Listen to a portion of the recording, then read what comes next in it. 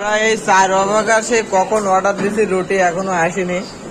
যে প্লেট নিয়ে বসে গেছে, অর্ধেক ফুরেই গেছে, এই কিন্তু অর্ধেক নেই। হ্যাঁ, অর্ধেক নেই, তারপরে আমাকে সে মাল এখনো আসেনি। অর্ডার দিতে কিন্তু 10-15 মিনিট আগে, এখনো আসেনি।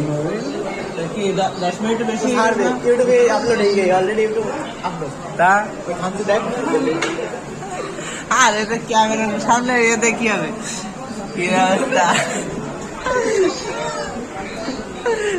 আর আরেকবার দাঁত বেরকার,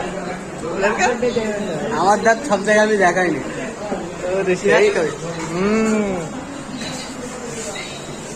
কি করবো, বসি বসি শুধু খাচ্ছে, তাই দেখছি, কিছু করার নেই।